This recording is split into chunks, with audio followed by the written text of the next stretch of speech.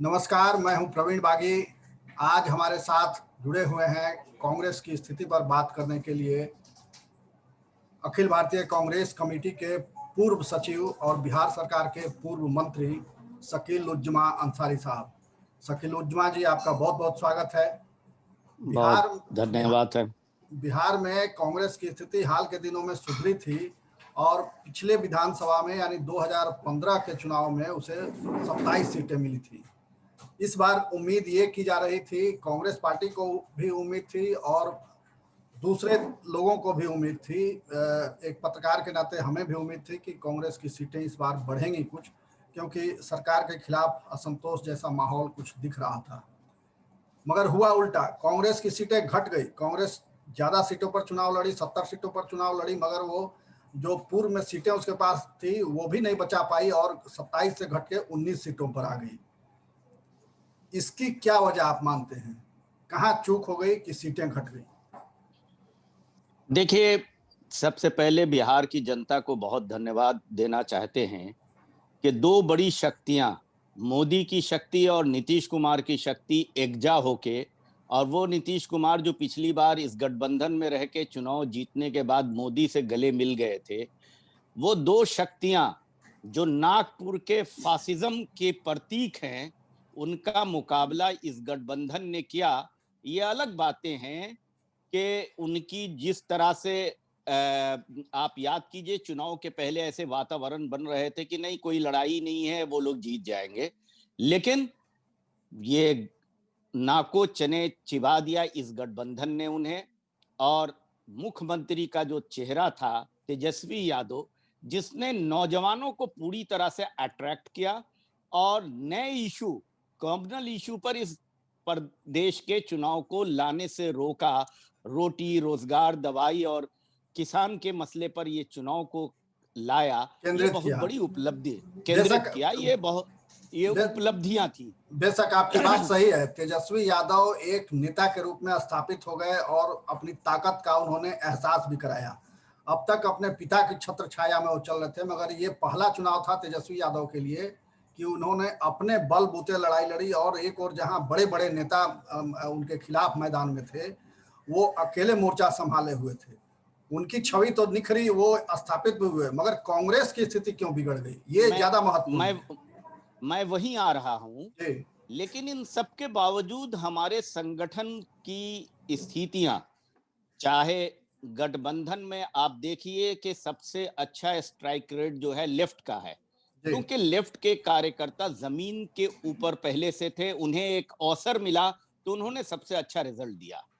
पिछले चुनाव की तुलना में इस बार जो हमारे संगठन थे बहुत कमजोर, और हमारे संगठन में जो उपेक्षा पुराने कमिटेड और जिसको कह सकते हैं जो ट्रेडिशनल कांग्रेसी कार्यकर्ता थे, नेता थे, वर्कर थे, उनको नेग्लेक्ट करना है।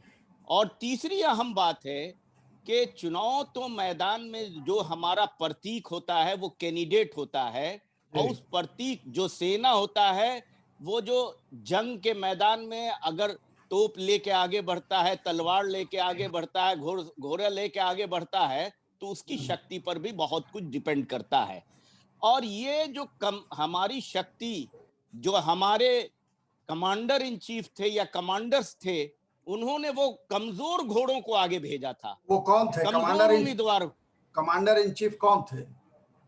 वो जाहिर है, सब लोग जानते हैं कि बिहार के प्रभारी शक्ति सिंह गोहिल जो गुजरात के हैं, और इस बार गुजरात से अमित शाह बीजेपी के चुनाव के कैंपेन में कांग्रेस और गठबंधन को हराने के लिए बिहार की जमीन पर नहीं आए, तो ऐसा लगा कि शक्ति सिंह गोहिल अमित शाह के रूप में बिहार के कांग्रेस और बिहार के गठबंधन को हराने के लिए यहां मौजूद था। इसलिए अमित शाह की कमी बिहार की जनता को खटकी नहीं, बिहार की जनता ने अमित शाह की कमी को पूरी कर दी। शकील साहब, आप बहुत बड़ा आरोप लगा रहे हैं अपनी पार्टी के प्रभारी पर।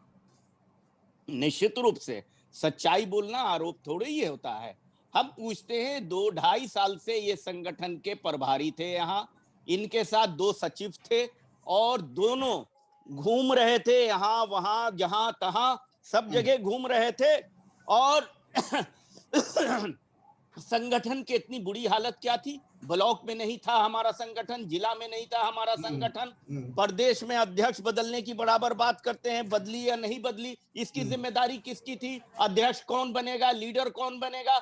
मैंने पहले ही सवाल उठाया था कि पिछली बार भी हमारे 27 लोग जीत के गए थे और आपको याद होगी एक घटना में हमारे अध्यक्ष सहित 4 एमएलसी जो है पार्टी छोड़ के चले गए और और असेंबली के भी हमारे नेता 16-15 लोगों ने दस्तखत कर दिया था नीतीश कुमार के साथ जाने के लिए। आपको याद है, अच्छी तरह याद होना चाहिए, दस्तखत कर दिया। मैंने ये सवाल उठाया था कि ऐसे लोग जो कमिटेड नहीं है, अगर जीतेंगे भी तो ये हमें धोखा देंगे, उनको आप टिकट मत दीजिए।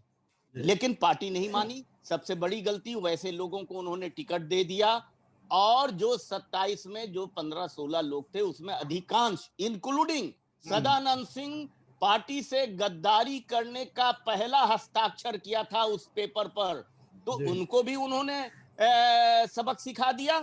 जनता ने क्या सबक सिखाया, कांग्रेस ने सबक नहीं सिखाया, इसका अफसोस है। एक बात। दूसरी बात यह है कि ये लोग संगठन को और अपमानित करते रहे, कमिटेड वर्कर को।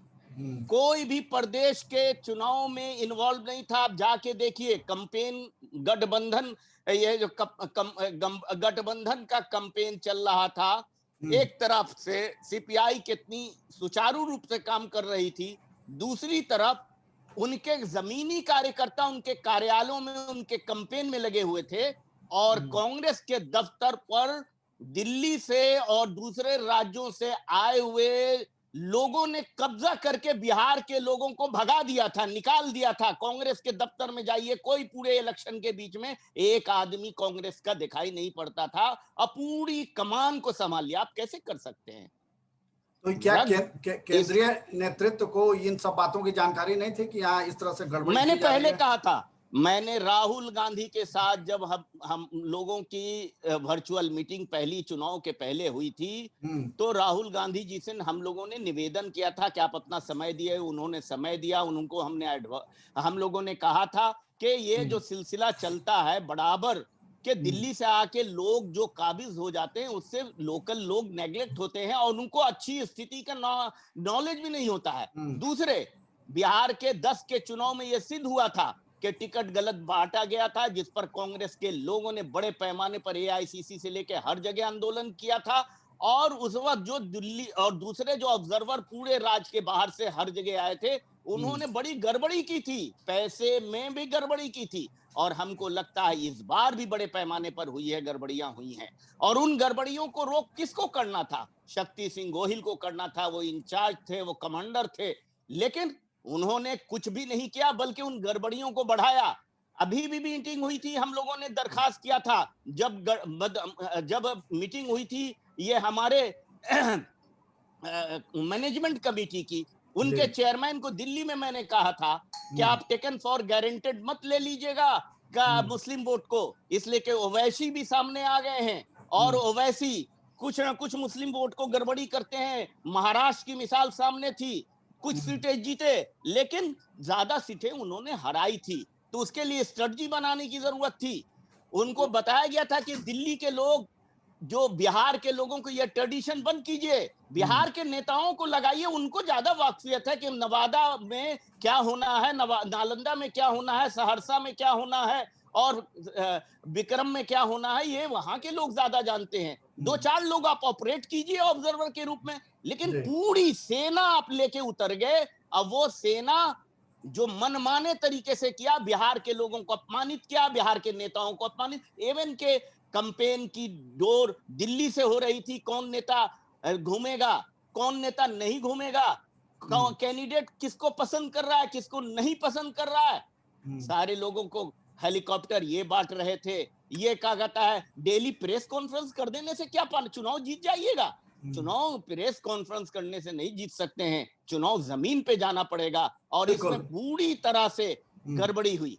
दूसरी बात, एक और शिकायत है जो हमारे कार्यकर्ताओं ने किया कि ये जो चेयरमैन थे स्क्रीनिंग कमेटी के, आज तक पहला मौका है कि स्क्रीनिंग कमेटी का चेयरमैन प्रदेश में आके मीटिंग करने लग गया और लोगों से मिलने लग गया, कैंडिडेट से मिलने लग गया। कौन थे लोगों ने स्क्रीनिंग कमेटी उत्साह के? बढ़ा दिया। कौन थे अविनाश चेयरमैन? पांडे। अच्छा। अविनाश पांडे, हम्म। जिन्होंने पहले ही लुटिया गरक करने की कोशिश की थी राजस्थान की, जिससे उन्हें हटाया गया, वो इनको यहां सर पर थोप दिया गया।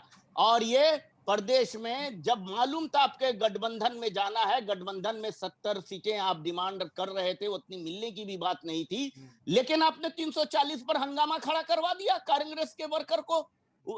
आपने उसके बाद जो एक लीगल राहुल गांधी ने निर्देश किया था कि वर्कर को, सोनिया जी ने निर्देश किया था जिला से नाम आएंगे, प्रदेश से नाम जाएंगे, लेकिन इन्होंने चूंकि टिकट का खुर्द बुर्द करना था, गड़बड़ी करनी थी, दूसरी पार्टियों से मिलकर उनको सहायता देना था, इसलिए इन लोगों ने टिकट के नाम पर आप लोगों से मिलते रहे, लेकिन जो लीगल कमेटी थी, प्रदेश इलेक्शन कमेटी, उसकी बैठक नहीं की। बार बार बुलाया, इसलिए कि अगर प्रदेश इलेक्शन कमेटी की बैठक होके अगर 3 आदमी का पैनल बन गया होता तो इनकी बैंडिंग होती, किसी 3 में से टिकट देना है, लेकिन इसलिए ये बैंडिंग हटाना था, इनको टिकट में गड़बड़ी करनी थी और ये गड़बड़ी ने बहुत महंगी पड़ी। इनको लग रहा था कि कांग्रेस आरजेडी के गठबंधन से एकदम जीत जाएगी, जिसको हम गले में कांग्रेस का या गठबंधन का हम लटका देंगे टिकट, वो जीत जाएगा। ऐसा था नहीं, ऐसे ये था कि कार्यकर्ताओं को आप बाहर से ले आए, एक जिला से 4 जिले बाहर चले आए, कांग्रेस के बाहर से ज्वाइन करा के टिकट दे दिया, कमिटेड वर्कर देखते रह गए। जितनी बातें कही गई थी उतनी ज्यादा गड़बड़ी हुई और हमने सोनिया गांधी जी से अनुरोध किया है कि बड़े पैमाने पर इसकी जांच कराइए, नहीं तो पार्टी खड़ी नहीं होगी। बार बार हम लोग ये कह रहे हैं, बार बार हर स्टेट में ये बातें आ रही है और इस पर जांच नहीं हो रही है। ये मगर शकीलुज्मा जी, आप कह रहे हैं कि राहुल गांधी से वर्चुअल मीटिंग हुई, उसमें आपने जानकारी दी, तो राहुल गांधी क्यों खामोश रहे? उन्होंने कोई कार्रवाई क्यों नहीं की? नहीं, कार्रवाई की बात यह है, वो निर्देशित कर सकते हैं पूरी लोगों को, अगर उनके सफाई जो वफादारी करना जिनको चाहिए था वो बेवफाई करेंगे तो राहुल गांधी क्या करेंगे? राहुल गांधी की सारी ताकत को, सारी मेहनत को मट्टी में इन्होंने मिला दी। और इसीलिए हम आज कह रहे हैं, हिम्मत के साथ कह रहे हैं कि राहुल गांधी, सोनिया जी, इन लोगों पर कार्रवाई कीजिए। और अगर आज भी आप चुक जाएंगे तो फिर बहुत मुश्किल है। ये हार कोई मामूली हार नहीं है, बिहार से एक सबक जाता है। महात्मा गांधी ने आंदोलन यहां से करके आजादी हासिल की थी और नागपुर की मोदी, अमित शाह, नीतीश और योगी की शक्ति को बिहार ने ही पस करने के मन बना लिया था, बनाया भी है, और उसको आपने कांग्रेस के लोगों ने गड़बड़ी कर दी। आरोप ये भी लग रहा है, कांग्रेस के आरोप ये भी लग रहा है कि टिकटों की बड़ी पैमाने पर खरीद बिक्री हुई, क्या ये सच है? मैं खरीद बिक्री के बारे में नहीं कह सकता, लेकिन मैं ये जरूर कह सकता हूं कि गलत टिकट का बंटवारा हुआ है और जिसकी वजह से मैंने जो पहले कहा कि सेना की पंक्ति, पहली पंक्ति में उम्मीदवार होता है, वही कमजोर होगा तो कैसे सेना लड़ाई लड़ेगी? बटन का जमाना नहीं है ना, लड़ाई तो आगे लड़नी पड़ेगी। तो वो कमजोर कैंडिडेट क्यों दिए गए? प्रदेश अध्यक्ष की इसमें कैसी भूमिका रही? हमने पहले कहा कि दिल्ली के लोगों ने इस तरह से कब्जा कर लिया था कि लगता ही नहीं था कि यहाँ प्रदेश कांग्रेस कमेटी है। हमको लगता है एक मिली भगत होगी कि प्रदेश कांग्रेस कमेटी को जुबान बंद करके रहना है और सारे लोग ये कर रहे थे। तो आपको उम्मीद है कि कार्रवाई होगी, ऐसे लोगों को पहचान की जाएगी जिन्होंने गड़बड़ी की? पहचान क्या है? गोहिल जी हैं, एक अजय कपूर हैं, एक अविनाश पांडे हैं, यही लोग हैं मेन एक्यूज हैं। बिहार के मुजरिम, बिहार की जनता के, बिहार के कांग्रेस के ये तीनों मुजरिम पर कांग्रेस अगर कार्रवाई नहीं करेगी तो निश्चित रूप से मान के चलिए, अभी बंगाल का इलेक्शन है, आसाम का इलेक्शन है और कई जगह इलेक्शन है। आप देखिए कि ये सिर्फ कांग्रेस की हार की बात नहीं है, ये सेकुलरिज्म के बढ़ते हुए आवाज को बिहार में कमजोर इनकी गलतियों से हुई है। बिल्कुल आप सही कह रहे हैं। अगर कांग्रेस बेहतर की होती तो आज महागठबंधन सत्ता में होता, तो कांग्रेस की कमजोरी का खामियाजा महागठबंधन को भी उठाना पड़ा और आप सत्ता से दूर हो गए। देखिए, हम अब अपनी बात को तो हम अपने से कह रहे हैं, दूसरी पार्टियों पर हमको राय नहीं देनी चाहिए, लेकिन फिर भी हम गठबंधन है इसलिए राय दे रहे हैं कि 80 सीट से कम आरजेडी भी क्यों आई, क्योंकि 80 उनका पुराना था और हवा बहुत ज्यादा थी, तो उनको भी आप मंथन करना चाहिए। एक दूसरे, ये कमिटेड लोगों से लड़ने के लिए, जो अपने आइडियोलॉजी के लिए कमिटेड हैं, फासिज्म के लिए कमिटेड हैं, इस देश के प्रजातंत्र को अपहरण करने के लिए कमिटेड हैं, उनसे लड़ने के लिए हमको भी कमिटमेंट चाहिए ना। मगर जनता तो उन्हीं को पसंद कर रही है, जनता तो उन्हीं को पसंद कर रही है। हमारी कमियों से यहाँ तो ये वो हार चुके हैं भाई। जो दो शक्तियां, मजबूत शक्तियां एक साथ थी, ये रिजल्ट ये तो आना नहीं चाहिए था। ये रिजल्ट तो आना चाहिए था कि उनको लगभग 200 सीटें आनी चाहिए थी, लेकिन जनता ने उन्हें पसंद नहीं किया।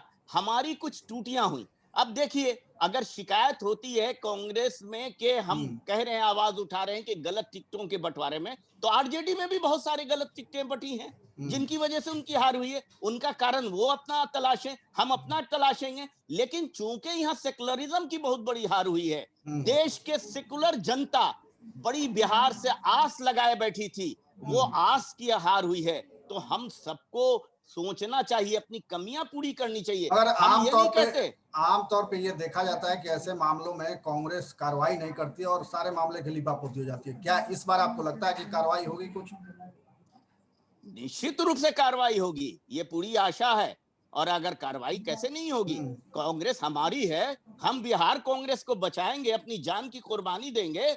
सवाल पैदा ये होता है कि हम लोगों ने अपनी पूरी जिंदगी लगाया है, कभी दूसरी पार्टियों की तरफ नहीं देखा, किसी दूसरे आइडियोलॉजी की तरफ नहीं देखा। ऐसे हजारों लाखों कार्यकर्ता हैं जो आज कांग्रेस को बचाने के लिए खड़े हैं, और हम शक्ति पहुंचाना चाहते हैं राहुल जी और सोनिया जी को कि हम जैसे कमिटेड कार्यकर्ता के कंपैरिजन में गलत और नकली चेहरे को आपको पहचानना पड़ेगा। शकील जी, एक चर्चा यह भी है कि बीच में एक समय ऐसा भी आया था जब नीतीश कुमार और बिहार प्रदेश कांग्रेस के कुछ नेताओं के बीच बातचीत हो रही थी कि मिल करके एक थर्ड फोर्स बनाया जाए, बीजेपी और आरजेडी से अलग होकर के। इसमें कितनी सच्चाई है?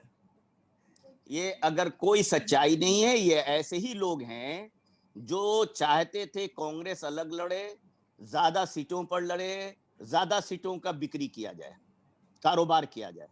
अब आप देखिए ना, सदानंद सिंह जी पुराने कारोबारी हैं, जनता ने उन्हें हरा दिया।